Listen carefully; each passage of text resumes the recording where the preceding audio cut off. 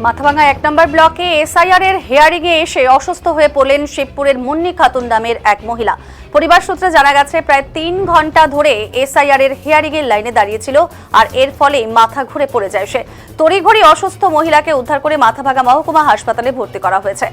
অসুস্থ মহিলা বর্তমানে মাথাভাঙা মহকুমা হাসপাতালে চিকিৎসাধীন রয়েছেন। মাথাভাঙা 1 নম্বর ব্লকে এসআইআর এর হিয়ারিং এ এসে অসুস্থ হয়ে পড়েছেন শিবপুরের মুন্নি খাতুন নামের এক মহিলা। পরিবার সূত্রের খবর প্রায় 3 ঘন্টা ধরে এসআইআর এর হিয়ারিং এর লাইনে দাঁড়িয়েছিলেন আর এর ফলেই মাথা ঘুরে পড়ে যায় সে। তড়িঘড়ি এই অসুস্থ মহিলাকে কিন্তু উদ্ধার করে মাথাভাঙা মহকুমা হাসপাতালে ভর্তি করানো হয়েছে এবং অসুস্থ মহিলা বর্তমানে কিন্তু মাথাভাঙা মহকুমা হাসপাতালেই চিকিৎসাধীন অবস্থায় রয়েছেন।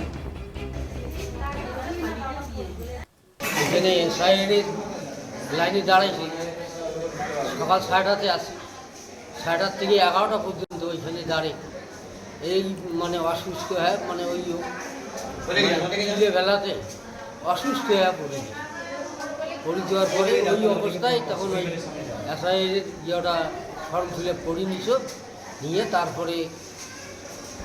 তারপরে আমরা নিয়ে আসি এই হসপিটালে নিয়ে আসি। ওটা ঘুরে চক্কর দিয়ে পড়ে গেছি, কোনো জায়গায় ব্যথা নাই। 2 বছর আগে স্ট্রোক করছে, স্ট্রোক করার পর ওরকম মাথার সমস্যা ছিল।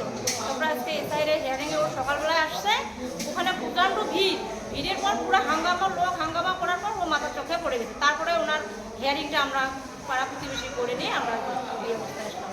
ওর স্বামী গেছে নামাজ পড়াইতে, ওর শাশুড়ি সবাই এসছে, ওরাও আসতেছে পাড়া প্রতিবেশী।